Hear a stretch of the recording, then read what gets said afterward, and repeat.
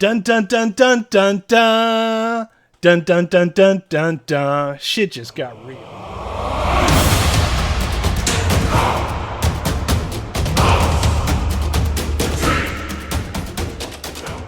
Bad Boys for Life was not directed by Michael Bay. It was directed by, I'm going to butcher the hell out of these names, Adil El Arbi and Bill Al-Fallah. I have a confession to make. I never saw the original Bad Boys until last night. I think I didn't watch it at the time because I got kind of tired of Martin Lawrence. I wasn't really crazy about his brand of comedy. I liked Will Smith, but I kind of left that one alone. Also, it came out in 95 when you had a real plethora of different things that you could watch that were all good. Bad Boys just kind of flew under the radar, and I kind of forgot about it. I know it's been ingrained in pop culture. I know it was spoofed a lot in the movie Hot Fuzz, which I love a lot. So when I watched Bad Boys, I was kind of curious to see where it would go, and I actually really enjoyed it. It's a buddy cop formula that works. Martin Lawrence and Will Smith are really good together, and I did not see Bad Boys 2. I didn't have enough time to watch that before this came out today, but I will say this movie was a lot of fun. It does all of those things. It is a buddy cop movie. It feels like it was shot in 1995, even though it takes place now. You know, they're getting older. It doesn't do a bunch of those like forced old people jokes.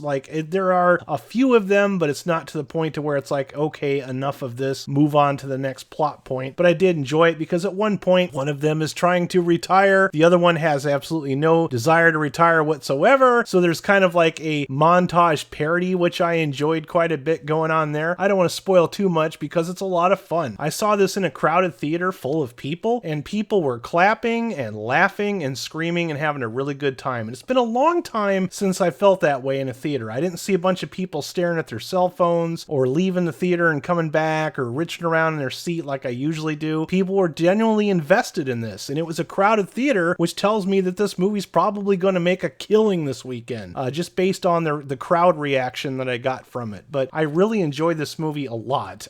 It feels like it's a Michael Bay movie. Even though it wasn't directed by him, it was produced by him. And surprise, Michael Bay actually does have a cameo in this. It's almost like he comes into the movie without actually saying it, but like, yeah, I started this Bad Boy shit, and this is the fucking thanks I get. Hello. But yeah, it was a great time. It like the previous movies that come before it, they have kind of weak ass villains, but that's not really what this movie's about. Yes, there is always a story involved, but it's mostly an action movie with a huge focus on comedy. The comedy really works. It doesn't feel like a bunch of boring dad jokes or a bunch of really watered down stuff. It's an R-rated movie. There's absolutely zero social politics in this whatsoever, and that made me very happy. I'm always droning on about the social politics and escapism and the fact that we need more escapism entertainment to get away from the social politics. This is exactly that. There are a lot of the same beats from the previous movie, but I don't think it's to the point to where it's almost identical. I think it's just there because know what audiences like, and this is definitely a crowd pleaser.